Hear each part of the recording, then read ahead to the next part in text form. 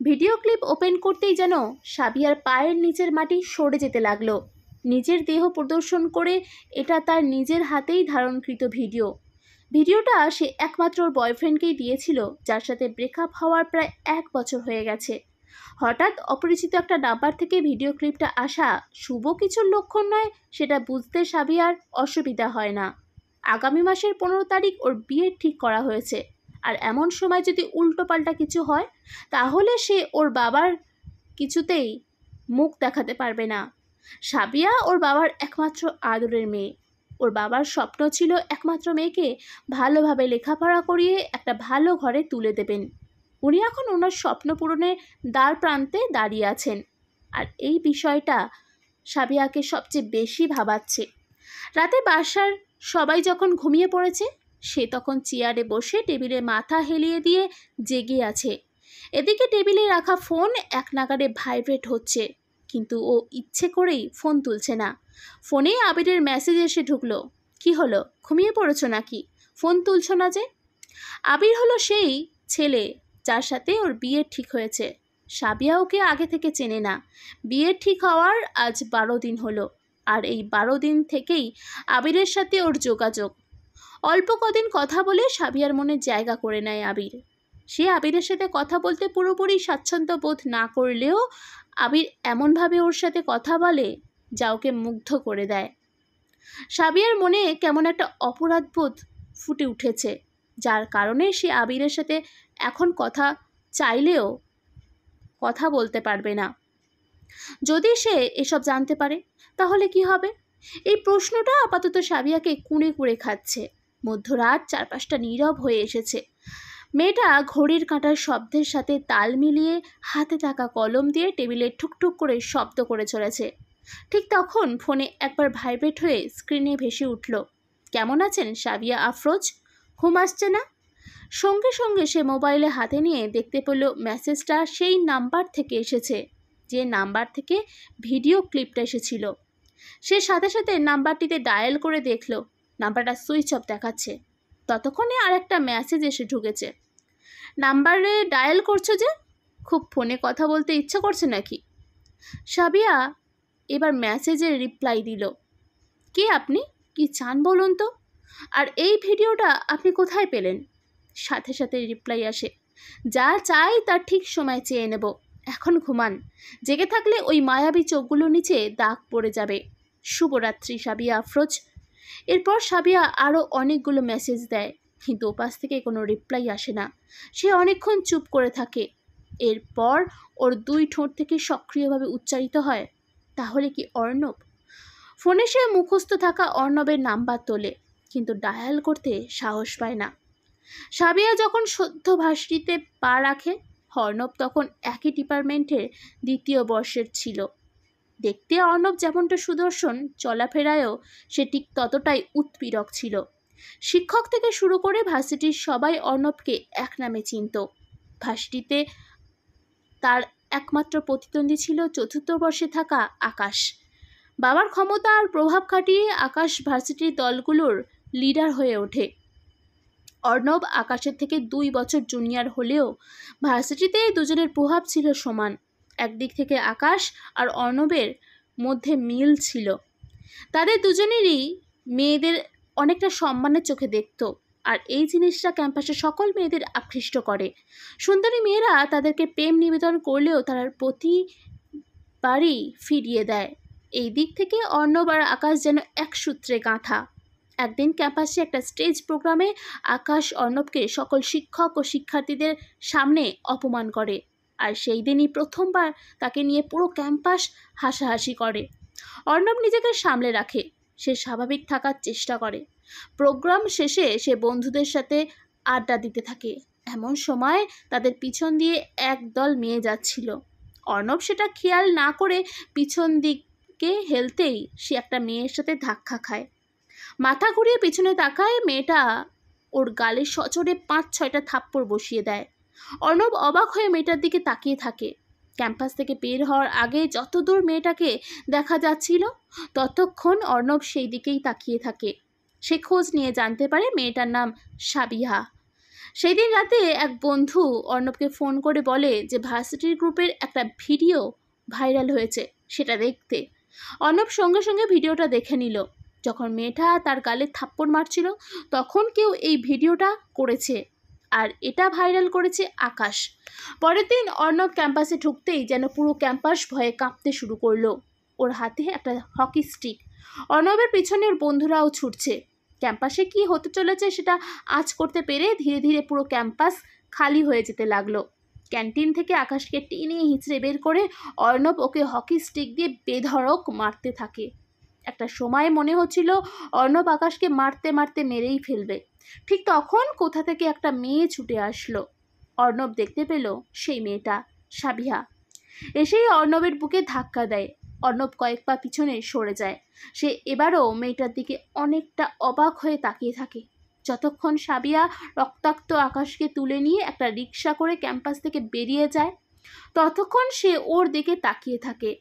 এই প্রথমবার অর্ণব কোনো মেয়ের সাহসিকতায় এতটা মুগ্ধ হয়েছে। এই প্রথম তার দৃষ্টি কোনো মেয়ের সৌন্দর্যে গিয়ে থেমে গেছে। সেই দিন থেকে অর্ণব সাবিহার সম্পর্কে সকল খোঁজখবর নিতে শুরু করে। সে জানতে পারে সাবিয়া ওর ডিপার্টমেন্টেরই প্রথম বর্ষে ভর্তি হয়েছে।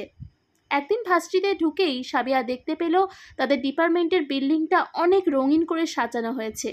প্রথমে ও ভেবেছিল হয়তো কোনো অনুষ্ঠানের আয়োজন করা হয়েছে, কিন্তু সেখানে যেতেই সে এতটা অবাক হলো যা দেখে ওর মুখ থেকে কোনো কথা বের হলো না। সাবিয়ার মাথার উপর থেকে ফুল পড়তে লাগলো, আর উচ্চ আওয়াজে শুভ জন্মদিন বলে পুরো বিল্ডিং মুখরিত হলো। সে দেখতে পেল ডিপার্টমেন্টের প্রায় সবাই সামনে একটা কেক নিয়ে অপেক্ষা করছে। তাদের ঠিক মাঝে সে অর্ণবকে দাঁড়িয়ে থাকতে দেখল। সাবিয়া এর থেকেও বেশি অবাক হলো যখন জানতে পারল এগুলি সবই অর্ণবের কাজ। ও ভেবেই পাচ্ছে না যে যে ছেলেকে সে কয়েকদিন আগে ক্যাম্পাসে সবার সামনে থাপ্পড় মেরেছিল, আবার সেই থাপ্পড়ের ভিডিও ভাইরাল হয়েছিল, সে কিনা ওর জন্য এত কিছু করছে। সব কিছু শেষে সাবিয়া ক্যাম্পাসের কোণে একা একটা জায়গায় বসে আছে। অর্ণব ওর পাশে গিয়ে বসতেই সাবিয়া দাঁড়িয়ে গেল। অর্ণব ওকে 2-3 বার বসার জন্য বলার পর সাবিয়া আবার আগের মতন বসে পড়ে। অর্ণব বুঝতে পারে কোনো কারণে সাবিয়ার মন খারাপ। সে জিজ্ঞাসা করে, মন খারাপ? না, ঠিক আছি। মন খারাপ সেটা বোঝাই যাচ্ছে, আমাকে বলতে পারো কেন মন খারাপ? এতে তোমার কিছুটা হলেও মন হালকা হবে। এর আগে কখনো আমার জন্মদিনের আয়োজন করা হয়নি, এই প্রথমবার এমনটা দেখে কেমন যেন লাগছে। কেন, বাসায় তোমার জন্মদিনের আয়োজন করা হয় না? না, হয় না, কারণ যেদিন আমার জন্ম হয়েছিল সেই দিনই আমার মা মারা যান। এতটুকু বলার পর সাবিয়ার চোখ থেকে ফোঁটা ফোঁটা হয়ে জল গড়িয়ে পড়তে লাগলো। অর্ণবের এখন কি বলা উচিত সেটা সে নিজেও জানে না। সেদিনের ঘটনার জন্য অর্ণবকে সরি বলে সাবিয়া যাওয়ার জন্য দাঁড়ায়। তখন নিজের অজান্তেই যেন অর্ণবের হাত গিয়ে সাবিয়ার হাতটা জাপটে ধরে। মেয়েটার চোখে মুখে ভয়ের ছাপ ফুটে ওঠে, যা ওকে আরও মায়াবী করে তুলেছে। অর্ণব এক দৃষ্টিতে ওর চোখের দিকে তাকিয়ে থাকে। ওর মনে হতে লাগে এই মেয়েটাকে একমাত্র তার জন্যই সৃষ্টি করা হয়েছে। সাবিয়া হাতটা ছাড়িয়ে নিয়ে দ্রুত ক্যাম্পাস থেকে বেরিয়ে যায়। অর্ণব আবারও ওর দিকে তাকিয়ে থাকে যতক্ষণ ওকে দেখা যাচ্ছিল। রাতে সাবিয়ার চোখে ঘুম থাকলেও ও ঘুমোতে পারে না। হঠাৎ ফোনে কল আসে। ফোন রিসিভ করার পর ওপাশ থেকে আকাশ জিজ্ঞাসা করে, কত দূর এগুলে? সাবিয়া উত্তর দেয়, এই তো অনেকটা। এতটুকু বলে সে ফোন কেটে দেয়। এরপর অনেকবার আকাশ ওকে কল দিলেও সাবিয়া রিসিভ করলো না। কিছুক্ষণ পর ওর ফোনে একটা অপরিচিত নাম্বার থেকে টেক্সট মেসেজ এসে ঢোকে। মেসেজে লেখা, কাল ক্যাম্পাসের বাইরে কিছু সময় হবে? সাবিয়া জিজ্ঞাসা করে, কে আপনি? প্রত্যুত্তরে ওপাশ থেকে আবার জিজ্ঞাসা করা হয়, বলেন তো আমি কে হতে পারি? সাবিয়া বলে, কে আর? ক্যাম্পাসে থাপ্পড় খাওয়া সেই লম্পট ছাড়া এত রাতে আর কেই বা মেসেজ দিতে পারে? অর্ণব রিপ্লাইতে বলে, বাহ, মনের টান না থাকলে কি আর কেউ এইভাবে অনুমান করতে পারে? সাবিয়া বলে, টান। সেই দিনের ঘটনার পর থেকে নিজের মধ্যে কেমন একটা অপরাধবোধ ভর করে আছে। বাই দ্য ওয়ে, আজকের দিনের সব কিছুর জন্য আপনাকে এতগুলো ধন্যবাদ। রিপ্লাইতে অর্ণব বললে, থাক, ধন্যবাদগুলো তুলে রাখুন, কাল সকাল 10টায় ঠিকানা অনুযায়ী চলে আসবেন। জোর করছি না, আশা না আশা সেটা একান্তই আপনার উপর। এখন ঘুমান। সাবিয়া ওকে বলে আর কোনো রিপ্লাই না দিয়ে আকাশের নাম্বারে মেসেজ পাঠায়, যেখানে লেখা ছিল অর্ণব ক্যাম্পাসের বাইরে দেখা করতে চায়, আগামীকাল আসতে পারবো না। সঙ্গে সঙ্গে রিপ্লাই আসে, আসতে হবে না, রুম থেকে বের হয়ে একটু ব্যালকনিতে আসো। সাবিয়া ব্যালকনিতে যেতেই ওর চোখ পুরো কপালে উঠে যায়। রাস্তার মধ্যে অনেকগুলো মোমবাতি দিয়ে লেখা হ্যাপি বার্থডে টু ইউ। মোমবাতির আলোয় চারিদিক ঝলমল করছে। এর পাশেই আকাশ একটা কেক হাতে নিয়ে দাঁড়িয়ে আছে। সাবিয়া মোবাইল বের করেই দেখে 12টা বাজতে এখনও 1 মিনিট বাকি। সাবিয়ার ঠোঁটের কোণে মিষ্টি হাসি ফুটে ওঠে। ও ভেবেছিল আকাশ হয়তো ভুলেই গেছে আর জন্মদিনের শেষে মিনিট একটা সারপ্রাইজ পেয়ে সাবিয়া অনেক খুশি মনেই ঘুমাতে পারে। হলুদ রঙের একটা টি শার্টের ওপর কালো শার্ট, একটা সানগ্লাস পরে অর্ণব 9:30 থেকে রোদের মধ্যে দাঁড়িয়ে থাকে। পাশেই কাঠের বেঞ্চের উপর রাখা লাল আর সাদা গোলাপগুলো এতক্ষণে কিছুটা শুকিয়ে গেছে। অর্ণব বারবার ঘড়ির দিকে তাকায়। 10টা 20 মিনিট হয়ে গেলেও সাবিয়ার কোনো পাত্তা নেই। এদিক ওদিক হাঁটাহাঁটি করছে অর্ণব। প্রতিটা মিনিট যেন একটা ঘন্টার মতন।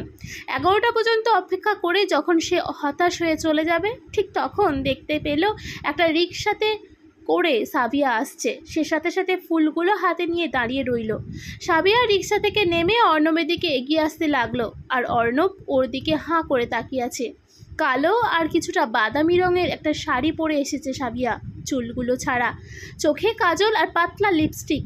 যেভাবে মেয়েটা সৌন্দর্যকে উপস্থাপনা করতে লাগলো, সেটা অর্ণবকে পাগল বানিয়ে দেওয়ার জন্য যথেষ্ট। সাবিয়ার কথায় অর্ণব যেন কল্পনা জগৎ থেকে ফিরে আসে। এমনভাবে কি দেখছেন? চোখের সামনে আস্ত একটা সৌন্দর্যের পাহাড় রেখে কি অন্য কিছু দেখা যায়? থাক, আর বলতে হবে না। আপনার উপন্যাস শোনার সময় আমার হাতে নেই। কেন আসতে বলেছেন সেটা বলেন। শাড়িতে আপনাকে এতটা অপরূপ লাগে তা আগে ভাবতেও পারিনি, তার উপর কালো রঙের। জানেন, কালো রঙটা আমার অনেক পছন্দের। আপনি কি সেটা জেনে ফেললেন? আরে না, বাবার কাছ থেকে শুনেছি মায়ের কালো রঙের শাড়ি অনেক পছন্দের ছিল, তাই আমারও পছন্দ এটা। মাকে অনেকবার অনুসরণ করেন বুঝি? সব দিক দিয়েই। বাবাও বলেন আমি নাকি দেখতেও আমার মায়ের মতন হয়েছি। এতটুকু বলার পর যেন কিছু সময়ের জন্য সাবিহার মন খারাপ হয়ে গেল। অর্ণব সেটা বুঝতে পেরে ওর হাতে থাকা ফুলগুলো সাবিহার দিকে বাড়িয়ে দেয়। এই মাত্র সাবিহার নজর গেল যে অর্ণবের হাতে লাল আর সাদা গোলাপের একটা তোড়া ছিল। সাবিয়া ভাবতেও পারে না অর্ণব কিভাবে জানলো যে লাল আর সাদা গোলাপ সাবিয়ার কতটা পছন্দের জিনিস। ও ফুলগুলো হাতে নিয়েই সাথে সাথে হাতে থাকা ব্যাগে ঢুকিয়ে নেয়, যেন এর আগে কেউ ফুলগুলো ওর কাছ থেকে চেয়ে না নেয়। কিছুক্ষণ দুজনে কোনো না কথা না বলে নীরব থাকে। তাদের নীরবতা ভাঙলো তখন যখন সাবিয়ার ফোনে হঠাৎ টুং করে টেক্সট মেসেজ ঢুকে। সাবিয়া সেটা দেখার পর দ্রুত অর্ণবের কাছ থেকে বিদায় নিয়ে যাওয়ার জন্য পা বাড়ায়। ঠিক তখন অর্ণব সেই দিনের মতোই ওর হাতটা চাপটে ধরে আর বলে, যদি যেতে না দিই। সাবিয়া ওর কথা শুনে নিস্তব্ধ হয়ে দাঁড়িয়ে থাকে। আজ যেন ওর অর্ণবের হাতটা ছাড়িয়ে নিতে ইচ্ছা করছে না, তবুও ওকে যেতে হবে। সে জোর করে হাত ছাড়িয়ে দিয়ে দ্রুত সেখান থেকে চলে যায়। অর্ণব আবারও সাবিয়ার অদ্ভুত প্রস্থান এক নজরে দেখতে থাকে। সেটা বুঝতে পারে না মেয়েটা এক পা এগুলে 2 পা কেন পিছিয়ে যায়। এইভাবেই কিছুদিন চলে যায়। সাবিয়া অর্ণবকে আগের থেকে বেশি সময় দিতে শুরু করে। এদিকে আকাশের ফাইনাল পরীক্ষা শেষ। প্রয়োজনের বাইরে তাকেও ক্যাম্পাসে তেমন একটা দেখা যায় না। ক্যাম্পাসের পরিবেশও আগের থেকে কিছুটা শান্ত হয়ে এসেছে। অর্ণব আর আকাশের মধ্যে যে দ্বন্দ্ব লেগে থাকতো সেটা আর আপাতত পুরো ক্যাম্পাসটা রেহাই পেয়েছে। অর্ণব মনে করে সে সাবিয়ার মনে জায়গা করে নিয়েছে, তাই সে আজ ক্যাম্পাসের সবার সামনে সাবিয়াকে প্রপোজ করার সিদ্ধান্ত নেয়। আর এই বিষয় নিয়ে ক্যাম্পাসে কেমন একটা আনুষ্ঠানিকতা জমে উঠেছে। শুধু সাবিয়ার পরে ভার্সিটির প্রায় সবাই বিষয়টা জেনে গিয়েছে। আর এর একমাত্র কারণ ভার্সিটিতে অর্ণবের জনপ্রিয়তা। অর্ণব সহ সবাই সাবিয়ার অপেক্ষা করছে। আর এই আমেজটা বেশিক্ষণ থাকলো না, যখন অনেক দিন পর আজ আকাশকে সেই আগের রূপে ভার্সিটিতে আসতে দেখা গেল। আকাশের গাড়ির পিছনে আরও 3টে গাড়ি এসে ঢুকলো। আকাশ হাতে একটা হকি স্টিক নিয়ে গাড়ি থেকে নামে। বাকি গাড়িগুলো থেকেও আকাশের ছেলেগুলো হাতে করে একটা স্টিক নিয়ে নামতে থাকে। সবাই এতক্ষণে জেনে গিয়েছে ক্যাম্পাসে আজ একটা কিছু হতে চলেছে। শুধু অর্ণবই আগের জায়গায় দাঁড়িয়ে আছে। বাকিরা ভয়ে কাঁপতে কাঁপতে নিরাপদ দূরত্বে চলে যায়। আকাশ ধীরে ধীরে অর্ণবের দিকে এগিয়ে আসতে থাকে। অর্ণবও বুঝতে পারে না আকাশ কি করতে চাইছে, তবে আজকের দিনে কিছু উল্টোপাল্টা করলে সেও আকাশকে ছাড় দিবে না। আকাশ ঠিক অর্ণবের সামনে এসে দাঁড়ায়। অর্ণব বলে, দেখ, আজ তোর সাথে কোনো ঝামেলা করতে চাই না, তুই ভালোই ভালোই ক্যাম্পাস থেকে বেরিয়ে যা। আকাশ হাসতে থাকে, হাসতে হাসতে বলে, কি মনে করেছিস আজকের দিনটা তুই সাজিয়ে এনেছিস? আরে না, আমি তোকে দিয়ে সেটা করিয়ে নিয়েছি, দেখ তোর কি অবস্থা করি। এতটুকু বলেই আকাশ হাতে থাকা হকি স্টিক দিয়ে সজোরে অর্ণবের মাথায় আঘাত করে। অর্ণব মাটিতে পড়ে যায়। পরপর আকাশ অর্ণবকে স্টিক দিয়ে মারতে থাকে। অর্ণবের চোখ অন্ধকার হয়ে আসছে, তবুও তার শরীরে কোনো কষ্ট অনুভূত হচ্ছে না। শুধু ওর মাথায় একটা প্রশ্ন ঘুরপাক খাচ্ছে, আকাশ এসব বলে ওকে কি বোঝাতে চেয়েছে। হঠাৎ সাবিয়াকে দৌড়ে আসতে দেখা গেল। আকাশ অর্ণবকে মারা থামিয়ে দেয়। সাবিয়া এসে পড়ে থাকা অর্ণবকে তোলার চেষ্টা করে আর আকাশের উদ্দেশ্যে চিৎকার করে বলে, এটা কিন্তু কথা ছিল না আকাশ। আকাশ আবারও হাসতে শুরু করে। অর্ণব সাবিয়াকে ধাক্কা দিয়ে সরিয়ে দেয়। সে কোনোভাবে উঠে দাঁড়ায়। আকাশ হাসতে হাসতে বলে, এই দিনটার জন্য এত দিন অপেক্ষা করছিলাম অর্ণব। শুধু তোর শরীরে আঘাত করে আমি তৃপ্ত হতাম না, তাই তোর মনেও আঘাত করলাম। অর্ণব কোনোভাবে মাথা ঘুরিয়ে চোখে হাজারো প্রশ্ন নিয়ে সাবিয়ার দিকে তাকায়। সাবিয়া মাথা নিচু করে মাটার দিকে মুখ করে আছে। আকাশ ওর হাত বাড়িয়ে দিয়ে সাবিয়াকে চলে আসতে বলে, কিন্তু ও নিশ্চুপ পাথর হয়ে দাঁড়িয়ে থাকে। তখনও অর্ণব সাবিয়ার দিকে তাকিয়ে আছে। যখন আকাশ অনেক রাগান্বিত হয়ে চিৎকার করে সাবিয়াকে চলে আসতে বলে, তখন সাবিয়া অর্ণবের হাত জাপটে ধরে। এই প্রথমবার সাবিয়া নিজে থেকেই অর্ণবের হাতটা ধরেছে। আকাশ যেন এগুলো বিশ্বাসও করতে পারে না। ওর হাতে থাকা স্টিক মাটিতে পড়ে যায়। এদিকে অর্ণবের ঠোঁটের কোণে ফুটে ওঠে বাঁকা হাসি। এই বাঁকা হাসির রহস্য একমাত্র অর্ণব নিজে ছাড়া আর কেউ জানে না। সাবিয়ার সাথে সেদিন ক্যাম্পাসে ধাক্কা খাওয়ার অনেক আগে থেকেই অর্ণব সাবিয়াকে চেনে। তাছাড়া ওর সাথে আকাশের কি সম্পর্ক সেটা সে আগে থেকেই জানতো। এতদিন থেকে সাবিয়ার আকাশ ভেবে এসেছিল অর্ণব তাদের টার্গেট, কিন্তু তারা জানতো না যে সাবিয়া নিজেই অর্ণবের টার্গেট। আর সেটা শুধু আকাশকে আজকের এই দিন উপহার দেওয়ার জন্য। সাবিয়াও নিজের অজান্তে অর্ণবের নিখুঁত ফাঁদে আটকে যায়। অর্ণব আর সাবিয়া একে অপরের হাত অনেক শক্ত করে ধরে আছে। এদিকে আকাশের পৃথিবীতে যেন ধীরে ধীরে অন্ধকার নেমে আসতে থাকে। সব কিছুর পরে সাবিয়ার জন্য আকাশের অনুভূতি কোনো খেলা নয়, সেটা সত্যিকারের ভালোবাসা ছিল। আকাশ এক পা দুপা করে পিছু হাঁটতে থাকে। সে যতটা উত্তাল হয়ে ক্যাম্পাসে ঢুকেছিল ঠিক ততটাই নীরবে ক্যাম্পাস থেকে চলে যায়। সেই দিনের পর অনেক দিন চলে গেলেও আর ভার্সিটিতে আকাশকে দেখা যায়নি। এদিকে অর্ণব সাবিয়ার সাথে সম্পর্ক এতটা জমিয়ে নিয়েছে যে সাবিয়া নিজে থেকেই তাকে এই সব ভিডিও ধারণ করে দিয়েছে। তাছাড়া তাদের মধ্যে শারীরিক সম্পর্কও গড়ে ওঠে। অর্ণব প্রথম আকাশের ক্ষতি করার জন্য সাবিয়ার প্রতি মিথ্যা অনুভূতির প্রদর্শন করলেও ধীরে ধীরে সেও সাবিয়াকে আপন করে নেয়।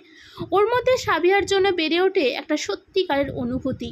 অনেকবার অর্ণব সাবিয়াকে সত্যিটা বলে দেওয়ার চেষ্টা করলেও বলতে পারেনি, শুধু সম্পর্ক ভেঙে যাবে এই ভয়ে। কিন্তু অর্ণব জানতো না গোলাকার এই পৃথিবীর নিয়মগুলো চক্রাকার হয়ে ঘুরতে থাকে। কোনো না কোনো সময় মাটির নিচে চাপা থাকা সত্যিটাও মানুষের চোখের সামনে চলে আসে। দেখতে দেখতে অর্ণবেরও শেষ বর্ষের ফাইনাল পরীক্ষা শেষ। সাবিয়া তখন তৃতীয় বর্ষে পা রাখে। এর মধ্যে সাবিয়া অনেকবার অর্ণবকে না জানিয়েই আকাশের খোঁজ করে, কিন্তু ও আকাশের কোনো খোঁজ পায়নি। ফাইনাল পরীক্ষার পর অর্ণব সাবিয়ার কাছ থেকে বিদায় নিয়ে কিছু দিনের জন্য তার গ্রামে চলে যায়। গ্রামে নেটওয়ার্কের সমস্যা থাকায় এই কিছুদিন ওদের যোগাযোগ বন্ধ থাকে। সাবিয়াও এই সময়টা কাজে লাগানোর জন্য পড়াশোনায় মনোযোগ দেয়। এই ফাঁকে এমন কিছু ঘটে যায় যা সাবিয়ার বাধ্য করে অর্ণবের সাথে সব সম্পর্ক ভেঙে দিতে। একদিন সকালে সাবিয়ার নামে একটা পার্সেল আসে। সব কিছু স্বাভাবিক ছিল, কিন্তু যখন সাবিয়া আবিষ্কার করলো পার্সেলটা কোথা থেকে এসেছে বা কে দিয়েছে এরকম কোনো তথ্য পার্সেলে লেখা নেই, তখন সে অনেক পুরোটাই অবাক হলো। এর থেকে কয়েক গুণ বেশি অবাক হলো যখন সে পাজেলটা খুলে দেখলো সাবিয়ার মাথা ঘুরছে। ও নিজেকে জোর দিয়ে বিশ্বাস করাতে চেষ্টা করছে যে ওর চোখগুলো ভুল দেখছে, কিন্তু না, এগুলো ভুল নয়। পার্সেলে কিছু ছবি আর একটা ফোন নাম্বার আছে। এই ছবিগুলো অর্ণব আর একটা মেয়ের একসাথে আপত্তিকর কিছু ছবি। ও নিজেকে সামলে নিয়ে মোবাইলের নাম্বারটা তুলে ডায়াল করে। প্রথমে রিং হতেই ফোনটা রিসিভ হয়, যেন ওপাশ থেকে কেউ অপেক্ষা করছিল কল যাওয়ার। সাবিয়া কোনো কথা না বলে কানে ফোন লাগিয়ে নিশ্চুপ হয়ে আছে। ওপাশ থেকে ভেসে আসলো একটা মেয়েলি কণ্ঠ। আপনি কি সাবিয়া? আপনি কে? আমি আপনার মতনই একজন মেয়ে। দেখা করতে পারবেন কাল সকালে? কেন, কি চান আপনি? আমি কিছু চাই না, তবে এটা চাই কিছু সত্য আপনাকে জানিয়ে আপনাকে সাহায্য করতে। আচ্ছা, ছবিগুলো এই মেয়েটা কি আপনি? ঠিকানা অনুযায়ী কাল চলে আসুন, এলেই সব কিছু জানাবেন। ঠিকানাটা মেসেজ দিয়ে দিচ্ছি। সাবিয়া কিছু বলার আগেই ফোনটা কেটে যায়। সে যেন এগুলো ভাবতেই পারছে না। ওর চোখ থেকে সারা রাত জল গড়িয়ে গড়িয়ে পড়তে থাকে। ওর বিশ্বাসই হচ্ছে না যে অর্ণব এগুলো করতে পারে। নিজেকে শক্ত করার চেষ্টা করে সে। সিদ্ধান্ত নেয় যদি সত্যি অর্ণব এরকম কিছু করে থাকে তাহলে আর কোনো দিন অর্ণবের মুখও দেখবে না। এখন থেকেই যেন সাবিয়ার মনে ধীরে ধীরে অর্ণবের প্রতি ঘৃণা সৃষ্টি হতে থাকে। সারা রাত জেগে থাকে কখন সকাল হবে আর কখন মেয়েটার কাছ থেকে সব কিছু জানতে পারবে। পরের দিন সকাল হতেই সাবিয়া কঠিন ঠিকানা অনুযায়ী চলে যায়। একটা কফি হাউসের ভিতরে গিয়ে সেই নাম্বারে ফোন দেয়। রিং হতেই কেটে যায়। সাথে সাথে মেসেজ আছে, আপনার ঠিক ডান দিকে সোজা টেবিলে বসা মেয়েটা আমি। সে ডান দিকে তাকিয়ে দেখতে পায় একেবারে শেষের টেবিলে একটা কালো বোরখা পরা মেয়ে বসে আছে। ওর মুখ ঢাকা থাকায় মুখটা দেখা যাচ্ছে না। সাবিয়া সেখানে গিয়ে ওর ঠিক সামনের চেয়ারটায় বসলো। সাবিয়া কোনো কথা না বলে নীরব হয়ে বসে থাকে। কিছুক্ষণ পর মেয়েটা ওর মুখ উন্মুক্ত করতেই সাবিয়া দেখতে পেল এটা সেই মেয়ে যাকে সে ছবিগুলোতে অর্ণবের সাথে দেখেছিল। সাবিয়া কিছু জিজ্ঞাসা করবে ঠিক তার আগেই মেয়েটা বলা শুরু করে, অর্ণব আমার বয়ফ্রেন্ড ছিল, আমাদের খুব ভালো সম্পর্ক চলছিল। ঠিক তখন সে আপনার পিছু নেয় আকাশের ক্ষতি করার জন্য। আমি এতে বাধা দিলে আমাকে বলে ও আপনার সাথে শুধু অভিনয় করছে। সে এটাও বলে আমি ওর সত্যিকারের ভালোবাসা, আমি ওর সব। কিন্তু শেষমেশ সে ঠিক করে এটাই করলো যেটা আপনিও আপনার পুরনো বয়ফ্রেন্ড আকাশের সাথে করেছিলেন। আমি আপনাকে এগুলো এর জন্য বলছি না যে আমি আবার অর্ণবকে ফিরে পাবো। ওকে ফিরে পাওয়ার কোনো ইচ্ছা আমার নেই। শুধু একজন মেয়ে হিসেবে আপনাকে এগুলো বলছি যদি এগুলো জেনে আপনার কোনো উপকার হয় তাই। এতটুকু শোনার পর সাবিয়া উঠে দাঁড়ায়। সে রেগে মেগে সেখান থেকে দ্রুত চলে আসে। এসেই ছবিগুলো আবার আগের মতন প্যাকিং করে। এর মধ্যে ছোট একটা চিঠি লিখে সেটা অর্ণবের ঠিকানায় কুরিয়ার করে পাঠিয়ে দেয়। এরপর আর অর্ণব সাবিয়ার কাছে ফিরে আসেনি। সেই দিনই সাবিয়া আকাশের খোঁজ করতে সোজা সেখান থেকে চলে যায় যেখানে ও থাকতো।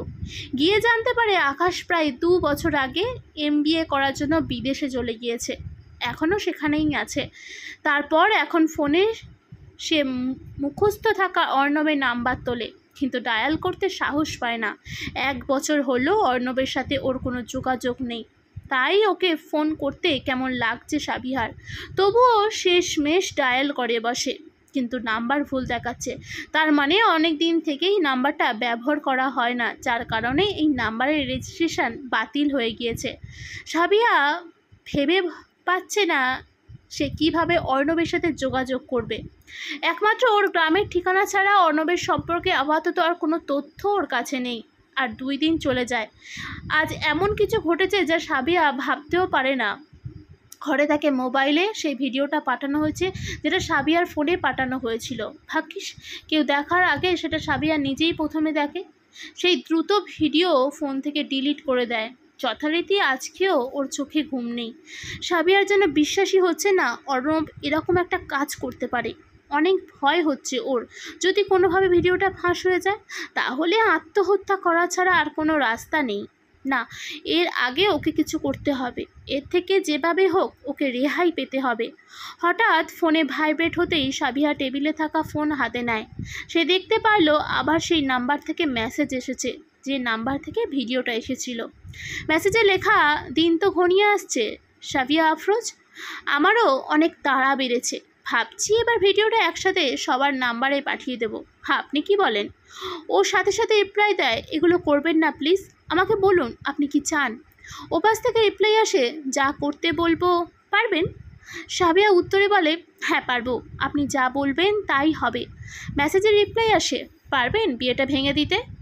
অন্য যে কাউকে বিয়ে করতে পারেন, কিন্তু এই বিয়েটা আপনাকে ভাঙতেই হবে। সাবিয়ার মনে কৌতূহল জন্মায়, এ কেমন হতে পারে? সে চায় না এই বিয়েটা করুক। কৌতূহল মেটাতে সে আবারও মেসেজ দেয়, আপনার আর কিছু চাই না? রিপ্লাই আসে, যা চাই সেটা তো বলেই ফেললাম, এখন বাকিটা আপনার হাতে, আপনি ঠিক করুন বিয়েটা করবেন কি না। সাবিয়া আপাতত এটা নিশ্চিত হতে পারলো না যে ওকে ব্ল্যাকমেল করার একমাত্র উদ্দেশ্য আবিরের সাথে এই বিয়েটা ভেঙে দিতে। সাবিয়ার মনে প্রশ্ন জাগে, তাহলে কি আবিরের এমন কেউ কি আছে যে চায় না আবির বিয়ে করুক? কিন্তু সাবিয়া এটা ভেবে পায় না, যদি এরকম কেউ হয়ে থাকে তাহলে সে ভিডিওটা কিভাবে পেল। সাবিয়া নিজেকে জিজ্ঞাসা করে, এই প্রশ্নের উত্তর কি তাহলে অর্ণবের কাছে আছে? সাবিয়ার হাতে সময় নেই, যা করার ওকে 2 দিনের মধ্যেই করতে হবে। 2 দিন পরেই আবির বিদেশ থেকে দেশে চলে আসবে। এরপর ওদের বিয়ের অনুষ্ঠানের মূল আয়োজন শুরু হবে। অর্ণবের বাড়ি প্রায় শহর থেকে 100 কিলোমিটার দূরে একটা গ্রামে। সাবিয়া ঠিক করে সে সেখানে গিয়েই অর্ণবের সাথে দেখা করবে। সে ওর বাবাকে বলল সেখানে ওর একটা বান্ধবী আছে যার সাথে অনেক দিন থেকে কোনো যোগাযোগ নেই, আর ওকে বিয়ের দাওয়াত দিতেই সে সেখানে যাবে। ওর বাবা ওকে মানা করলেন না, তবে ওকে ওদের প্রাইভেট গাড়ি নিয়ে সেখানে যেতে হবে, আবার 1 দিনের মধ্যেই ফিরে আসতে হবে, এই শর্ত দিলেন। ওর বাবা ওকে মানা না করায় ওর মনে কিছুটা স্বস্তি চলে আসলেও সাবিয়া জানে না ওর জন্য কি অপেক্ষা করছে। সে আজ সকালেই অর্ণবের বাড়ির উদ্দেশ্যে বের হলো। প্রায় 5 ঘন্টার রাস্তা যাওয়ার পর সাবিয়া গন্তব্যে পৌঁছালো। সে ঠিকানা অনুযায়ী চায়ের বাগানের মধ্যে দিয়ে একটা রাস্তা ধরে অর্ণবের বাড়ির উদ্দেশ্যে যেতে থাকে। সেখানে গিয়ে বাগানের মধ্যে একটা 2 তলা বাড়ি দেখতে পেল। বাড়িটার 3 দিকেই চায়ের বাগান, বাগানের মধ্যে উঁচু উঁচু রাবারের গাছ। এরকম একটা বাড়িতে থাকার স্বপ্ন যেন যে কোনো শহুরে মানুষের মধ্যে জেগে উঠবে। একজনকে জিজ্ঞাসা করে সাবিয়া, জানতে পারল এটাই অর্ণবের বাড়ি। সে গাড়ি থেকে নেমে ধীরে ধীরে বাড়ির মধ্যে প্রবেশ করে। ভিতরে কারোর কোনো সারা শব্দ নেই। ওর কেমন যেন মনে হচ্ছে বাড়িতে কি কেউ নেই। সে দেয়ালে ঝোলানো একটা ছবি দেখতে পায়। ছবিতে অর্ণবের ডান পাশে একজন মহিলা আর বাম পাশে একজন পুরুষ দাঁড়িয়ে আছেন। সাবিয়া বুঝতে পারে এটা অর্ণবের ফ্যামিলি পিকচার, আর ওর পাশে দাঁড়িয়ে আছেন ওর মা বাবা। সাবিয়া ধীরে ধীরে গিয়ে ছবির পাশে এসে দাঁড়ায়। বুঝতে পারে ছবিটা তোলা হয়েছে অর্ণবের বয়স যখন 16 থেকে 18 বছরের মধ্যে ছিল। সে ছবিতে থাকা অর্ণবের মায়ের দিকে তাকায়। এরকম সুশ্রী মধ্যবয়সী মহিলা এর আগে কখনো দেখিনি সাবিয়া। অর্ণবের আগে ওকে কোনোদিনই বলেইনি যে ওর মা দেখতে এতটা সুন্দর। সে একদৃষ্টিতে ছবিতে থাকা অর্ণবের মায়ের দিকে তাকিয়ে থাকে। ঠিক তখন সে উপর থেকে নেমে আসা কারোর পায়ের শব্দ শুনতে পায়। সাবিয়া একটু নড়ে চড়ে দাঁড়ায়। সে দেখতে পায় উপর থেকে ছবিতে থাকা সেই মহিলাটিই নেমে আসছেন। সাবিয়া দেখতে পেল ছবিতে ওনাকে যতটা সুন্দর লাগছে বাস্তবে তিনি এর থেকেও কয়েক গুণ বেশি সুন্দরী। তিনি নেমে আসতেই সাবিয়ার ওনার পা ছুঁয়ে সালামও করে নেয়। তিনিও ওনার মমতার হাত দিয়ে ওর মাথায় হাত বুলিয়ে দেন। এরপর জিজ্ঞাসা করেন, তুমি সাবিয়া? জি। আপনি আমার নাম জানেন কিভাবে আন্টি? নাম জানবো না? তোমাকে দেখার শখ যে আমার পূর্ণ হলো মা। একটু বসো, আমি আসছি।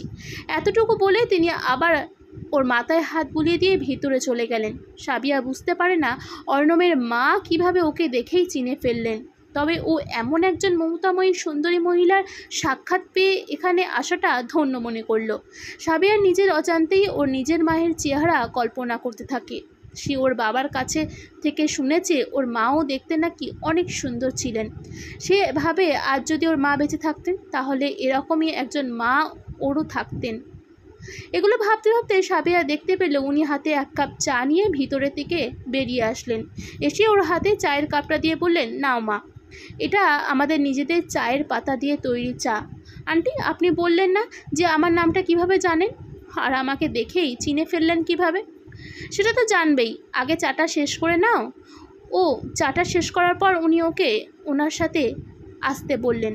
উনি সিঁড়ি দিয়ে উপরে উঠে যেতে লাগলেন আর সাবিয়া ওনার পিছন পিছন যেতে লাগলো। উপরে উঠে তিনি একটা রুমের দরজা খুলে ওকে রুমটায় ঢুকতে বললেন। সে ধীরে ধীরে ঢুকে অনেকটা অবাক হয়ে রুমের চার দেয়ালের দিকে তাকায়। চারদিকেই ওর নিজের ছবি ঝুলানো। সাবিয়া বুঝতে পারে না এই রুমটার চার দেয়ালে কেন ওর ছবি টাঙানো আছে। খেয়াল করে দেখতে পেল বিছানার পাশে একটা টেবিলে রাখা সেই ডায়েরিটা, যেটা ও অর্ণবকে দিয়েছিল। সাবিয়া বুঝতে পারলো এটা অর্ণবের রুম। সে টেবিলের পাশে গিয়ে ডায়েরিটা হাতে নেয়, সেটা খুলে পড়তে লাগলো। ডায়েরির প্রতিটা পাতায় এই 1 বছরের প্রতিটা দিনের তারিখ আর প্রতিদিনই সাবিয়ার নামে লেখা একটা করে ছোট্ট চিঠি আছে। ও সেগুলো পড়তে লাগলো। সাবিয়া বুঝতে পারে ওর জন্য অর্ণবের মনে কতটা ভালোবাসা ছিল। সে রুম থেকে বেরিয়ে আসে, অর্ণবের মাকে জিজ্ঞাসা করে অর্ণব এখন কোথায় আছে। তিনি বললেন বাড়ির ঠিক ডান দিকে সোজা কিছু দূর গিয়ে একটা ছোট্ট মাঠ আছে, অর্ণব সেখানেই আছে। সাবিয়া সাথে সাথে বাড়ি থেকে বের হয়ে সেদিকে যেতে লাগলো। কিছু দূর যাওয়ার পর দেখতে পেল চারিদিকে চায়ের বাগানে ঘেরা একটা ছোট্ট মাঠ। কিছুটা বাচ্চা ক্রিকেট খেলছে, আর কাছে গিয়ে দেখতে পেল বাচ্চাদের সাথে অর্ণবও খেলছে। সাবিয়া দাঁড়িয়ে বাচ্চাদের সাথে অর্ণবের বাচ্চামি দেখতে থাকে। ও ভাবতে থাকে ভার্সিটির সেই অর্ণব আর এই অর্ণবের মধ্যে আজ আকাশ পাতাল পার্থক্য। তবে অর্ণব দেখতে ঠিক আগের মতোই আছে, শুধু চুলগুলো কেমন অগোছালো হয়ে গেছে আর মুখে খোঁচা খোঁচা দাড়ি। সাবিয়া যেন ভুলেই গিয়েছে সে কেন এত দূর থেকে এখানে এসেছে। পুরো 1 বছর পর অর্ণবের সংস্পর্শে এসে সবটা কেমন গুলিয়ে যেতে লাগলো সাবিয়ার। হঠাৎ অর্ণবের দৃষ্টি এসে সাবিয়ার উপর থামলো। সাবিয়ার উপস্থিতি শুধু একটা কল্পনা ভেবে অর্ণব চোখ ফিরিয়ে নেয়। কিছুক্ষণ পর আবার সাবিয়ার দিকে চোখ পড়তেই অর্ণব থ হয়ে দাঁড়িয়ে থাকে। সাবিয়া ধীরে ধীরে অর্ণবের দিকে এগুতে থাকে, আর অর্ণব সেই আগের মতোই ওর দিক থেকে এক দৃষ্টিতে তাকিয়ে আছে। সাবিয়া কাছে যেতেই অর্ণবের মুখ থেকে অভিমানের কণ্ঠে বেরিয়ে আসে, কেন এসেছো? সাবিয়া কোনো কথা বলে না, মাথা নিচু করে নিশ্চুপ হয়ে দাঁড়িয়ে আছে। অর্ণব আবারও সেই একই কথা জিজ্ঞাসা করে। সাবিয়া উত্তর দেয়, হয়তো প্রয়োজন, নয়তো নিয়তিই আমাকে এখানে নিয়ে এসেছে অর্ণব। অর্ণব বলে, দেখো, তোমার এসব কথা বোঝার ক্ষমতা আমি অনেক আগেই হারিয়ে ফেলেছি। সোজা সাপটা আমাকে বলো কেন এসেছো। আপাতত ভিডিওর বিষয়ে সাবিয়া অর্ণবকে কিছু বলে না, বলে আগামী 15 তারিখ আমার বিয়ে, তোমাকে বিয়ের দাওয়াত দিতে এলাম, আসবে তো? অর্ণব উত্তর দেয়, বিয়ের দাওয়াত দিতে এসেছো নাকি আমার মধ্যে থেকে পুরোপুরিভাবে বিলীন হয়ে যাওয়ার জানান দিতে এসেছো? এই প্রশ্নের উত্তর সাবিয়ার কাছে নেই, তাই সে আবারও নীরবতায় নিজেকে ডুবিয়ে নেয়। নীরবতা ভেঙে অর্ণব বলে, বাড়িতে চলো। অর্ণব সামনে সামনে হাঁটতে থাকে, আর সাবিয়া ওর ঠিক পিছনেই। কয়েক সেকেন্ডের জন্য দম আটকিয়ে মনে সাহস নিয়ে সাবিয়া বলতে শুরু করে, দেখো অর্ণব, বিয়েটা আমি বাবার ইচ্ছেতেই করছি, আর আমাদের মধ্যে আর কিছুই বাকি নেই যে বিয়েটা ভেঙে গেলে আমরা আবার আগের মতন হয়ে যাব। প্লিজ, তুমি যেটা করছো সেটা বন্ধ করে দাও। এগুলো শুনে অর্ণব হাঁটা বন্ধ করে দাঁড়িয়ে যায়। সে পিছনে ঘুরে সাবিয়ার দিকে তাকায়। ওর চেহারা দেখে মনে হচ্ছে সাবিয়া যা বলছে সেটা সে বুঝতেই পারেনি। অর্ণব বলে, তুমি কি বলছো? কিছুই তো বুঝতে পারছি না। আমি কি করেছি যা করা বন্ধ করব? সাবিয়া আবারও অবাক হয়, সব কিছু অর্ণবকে খুলে বলে। সব কিছু শোনার পর অর্ণব একটা দীর্ঘশ্বাস নিয়ে মিটিয়ে বলে, তাই তো বলি। সাবিয়া অনেকটা অবাক হয়। সে অর্ণবকে জিজ্ঞাসা করলে অর্ণব বলে, চলো আগে বাড়িতে যাই, তারপর গর্তে সাপ না কেঁচো আছে দেখা যাবে।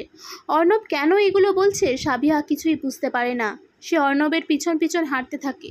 বাড়িতে এসে ঢুকেই সাবিয়া দেখলো অর্ণবের মা এই কিছু সময়ের মধ্যেই টেবিলে খাবার সাজিয়ে নিয়ে ওর অপেক্ষা করছেন। ওরা আসতেই উনি সাবিয়াকে জোর করে খাবার টেবিলে বসিয়ে দিলেন। উনি নিজে থেকেই বললেন উনি যে হাতে ওকে খাইয়ে দেবেন। সাবিয়ার চোখ থেকে 2 ফোঁটা জল গড়িয়ে পড়ল। মায়ের হাতে খাওয়ার সৌভাগ্য ওর কোনোদিন হয়নি। আজ যেন সাবিয়া মায়ের হাতে খাওয়ার অপূর্ণ ইচ্ছে পূরণ হতে চলেছে। তিনি ওকে নিজের মেয়ের মতন করে খাইয়ে দিলেন। খাওয়া শেষ করে সাবিয়া আর একবার ওনার পা ছুঁয়ে নেয়। উনি সাবিয়াকে পা থেকে তুলে বুকে নিয়ে জড়িয়ে ধরেন, যেন অনেক দিন পর নিজের মেয়েকে কাছে পেয়েছেন। অর্ণব বাড়িতে এসে ঢুকেই ওর রুমে চলে গিয়েছিল। কিছুক্ষণ পর সাবিয়া ওর রুমে গেল। সেখানে যেতেই অর্ণব ওর মোবাইলে সেভ করা একটা নাম্বার ওকে দেখিয়ে জিজ্ঞাসা করলো নাম্বারটা চিনতে পারে কিনা। সাবিয়া দেখেই নাম্বারটা চিনে ফেলল। এটা সেই নাম্বার যেটা থেকে ভিডিও ক্লিপটা এসেছিল। সাবিয়া অর্ণবকে জিজ্ঞাসা করে নাম্বারটা কোথা থেকে পেল। তার আগে অর্ণব সাবিয়াকে জিজ্ঞাসা করে, আচ্ছা তোমার যে বিয়ে হচ্ছে সেটা কি সবাই জানে? হ্যাঁ, তবে ভার্সিটির ফ্রেন্ডসদের মধ্যে অল্প কজন জানে। তারা কি জানে কার সাথে তোমার বিয়ে হচ্ছে? না, আমি নিজেও এখনও দেখিনি তাকে যার সাথে আমার বিয়ে হচ্ছে। কেন? ও বিদেশে আছে, 2 দিন পরে দেশে আসবে। আর সত্যি বলতে গেলে প্রথম এই বিয়েতে আমার তেমন ইন্টারেস্ট ছিল না, বাবার ইচ্ছেতেই রাজি হয়ে যাই, তাই আর ওর ছবি দেখা হয়নি। আচ্ছা, তোমার আগের মোবাইলটা কোথায়? ভার্সিটি থেকে চুরি হয়ে গিয়েছিল। ওই মোবাইলে ভিডিওটা ছিল? না, আমি তোমাকে দেওয়ার পর ডিলিট করে দিয়েছিলাম। আমাদের কনভারসেশন ডিলিট করেছিলে? না তো।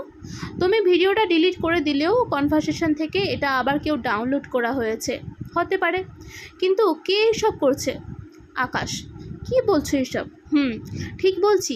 একই ভিডিও, ওই নাম্বার মেসেজে বলেছে যদি বিয়েটা করিস তাহলে এই ভিডিওটা পুরো পৃথিবী দেখবে। তার মানে আকাশ তোমার বিয়ের খবর জেনেছে ঠিকই, কিন্তু বিয়েটা কার সাথে সেটা জানে না। আর সে জানেও না আমাদের 1 বছর আগে ব্রেকআপ হয়ে গিয়েছে, তাই সে ভেবে নিয়েছে তোমার বিয়েটা আমার সাথেই হচ্ছে। আর ভিডিওটা যেহেতু তোমার, তাই ক্যাম্পাস থেকে চুরি হওয়া মোবাইল থেকে ভিডিওটা আকাশের কাছে গিয়েছে, বিষয়টা অস্বাভাবিক নয়। তুমি বলছো ও শুধু চায় তুমি এই বিয়েটা ভেঙে দাও, আবার অন্য যে কাউকে বিয়ে করতে পারো। এর মানে ও চায় না তুমি আমার হও। সে প্রতিশোধ নিতেই এইগুলো করছে। সব কিছু এখন আমার কাছে পরিষ্কার। আমি এখন কি করব সেটা বলে দাও অর্ণব। জানিয়ে দাও আকাশকে বিয়েটা তুমি আমাকে করছো না। আর যদি না জানাই, যদি ওর ভাবনাটাই সত্যি করে দিই? কী সব পাগলামি কথাবার্তা বলছো এগুলো? তোমার বিয়ের আর মাত্র কয়দিন বাকি। আকাশকে ধন্যবাদ, ও এগুলো না করলে হয়তো তোমার মায়ের সাথে আমার দেখা হতো না, আর তোমার কাছে আসতাম না। এখানে না আসলে বুঝতেই পারতাম না আমি কি হারিয়ে ফেলতে বসেছিলাম। আমি বিয়েটা ভেঙে দেবো অর্ণব। আর যদি কোনো দিন আকাশকে সামনে পাই তাহলে ধন্যবাদটা ওকে সামনাসামনিই দেব। এখন আসি, আমার হাতে সময় অনেক কম। বিয়ের জন্য রেডি হও। এতটুকু বলার পর যখন সাবিহা যাওয়ার জন্য পা বাড়ায়, অর্ণব তখন সেই আগের মতন ওর হাতটা জাপটে ধরে। সাবিহা ওর দিকে তাকিয়ে মিষ্টি একটা হাসি দেয়, হাতটা ছাড়িয়ে নিয়ে রুম থেকে বেরিয়ে পড়ে। অর্ণবের মায়ের কাছে থেকে বিদায় নিয়ে দ্রুত বাড়ি থেকে বের হয়ে গাড়িতে ওঠে সাবিহা। যতক্ষণ ওর গাড়িটা দেখা যাচ্ছিল ততক্ষণ এর সাথে অর্ণবের মাও সেই দিকে তাকিয়ে থাকলেন। গাড়িটা যেতে যেতে যখন মিলিয়ে গেল, অর্ণবের ঠোঁটের কোণে ফুটে উঠল আবার সেই বাঁকা হাসি। এটা বিজয়ের হাসি, চির প্রতিদ্বন্দ্বী আকাশকে হারিয়ে দেওয়ার হাসি। আবির নামে ছেলেটা, মানে যার সাথে সাবিহার বিয়ে ঠিক হয়েছিল, সে আকাশ ছিল যা সাবিহা জানতো না, কিন্তু অর্ণব জেনে গিয়েছিল। অর্ণব আর সাবিহার ব্রেকআপের ফায়দা লুটে আকাশ চেয়েছিল ট্রিক্স করে সাবিহাকে বিয়ে করে ফেলতে, কিন্তু অর্ণব তা হতে দেয়নি। ভিডিওটা আকাশ নয় অর্ণবই পাঠিয়েছিল, আর সে আকাশের নাম ব্যবহার করে সাবিহাকে একটা মিথ্যা গল্প শুনিয়ে দিল। কিন্তু সর্বশেষ অর্ণবের ভালোবাসার মধ্যে কিন্তু কোনো খাদ ছিল না। পাওয়ার জন্য মিথ্যা নাটক করলেও সেই মানুষটির মধ্যে ছিল পবিত্র ভালোবাসা। গল্পটি ভালো লাগলে অবশ্যই একটা সাবস্ক্রাইব করে শেয়ার করে দেবেন।